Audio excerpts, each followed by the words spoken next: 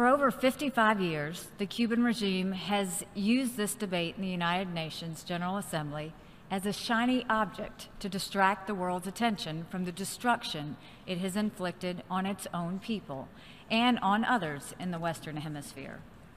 Even during the Cuban Missile Crisis, when the Castro dictatorship allowed the Soviet Union to secretly install nuclear missiles in Cuba, the Cuban regime and its Soviet allies claimed that the real threat to peace wasn't the missiles aimed at America. The real threat, they said, was the United States' discovery of these missiles. At the time, the U.S. ambassador to the United Nations, Adlai Stevenson, identified the Cuban regime's habit of pointing fingers anywhere but at itself.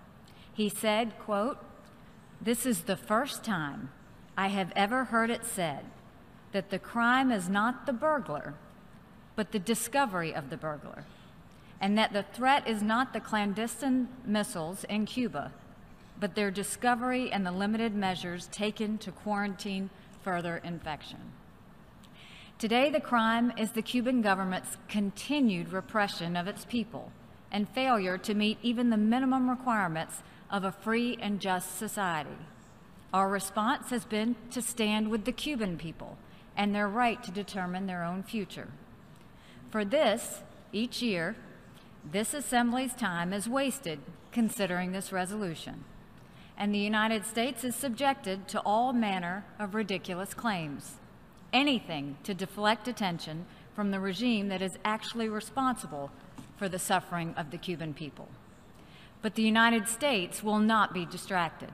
We will not lose sight of what stands between the Cuban people and the free and democratic future that is their right. For that reason, and for the 25th time in 26 years, the United States will vote against this resolution. 1 year ago, the United States abstained when voting on the same resolution. The reason given was that the continuation of the embargo was not isolating Cuba, but was in fact isolating the United States. It is true that we had been left nearly alone in opposition to this annual resolution. No doubt there will be some here who do not understand how we can take such opposite positions, separated by just 12 months. They will wonder how we could passively accept this resolution last year and energetically oppose it this year. To those who are confused as to where the United States stands, let me be clear. As is their right under our Constitution, the American people have spoken. They have chosen a new president, and he has chosen a new ambassador to the United Nations. As long as the Cuban people continue to be deprived of their human rights and fundamental freedoms, as long as the proceeds from trade with Cuba go to prop up the dictatorial regime responsible for denying those rights, the United States does not fear isolation in this chamber or anywhere else. Our principles are not up for a vote. They are enshrined in our Constitution. They also happen to be enshrined in the Charter of the United Nations. As long as we are members of the United Nations, we will stand for respect for human rights and fundamental freedoms that the member states of this body have pledged to protect, even if we have to stand alone. The resolution before us aims to end the United States' economic, commercial, and financial embargo against Cuba. But let's be honest about what we really see going on here. This Assembly does not have the power to end the U.S. embargo. It is based in U.S. law, which only the United States Congress can change. No, what the General Assembly is doing today, what it does every year at this time, is political theater.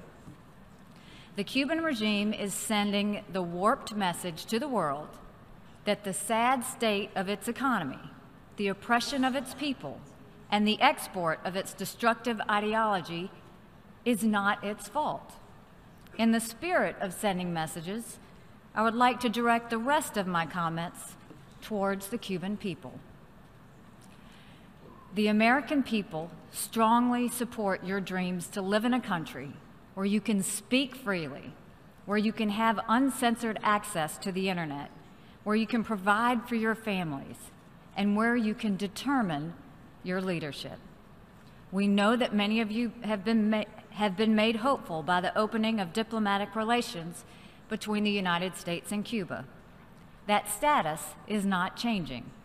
Our friendship and goodwill toward the Cuban people remain as strong as ever.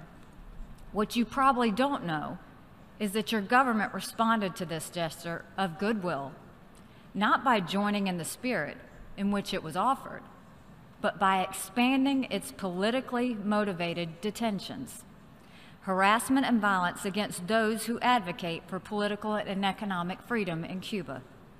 What you cannot know, because your government won't let you know, is that there were credible reports of almost 10,000 politically motivated detentions in Cuba in 2016 alone. That's a massive increase in detentions over recent years.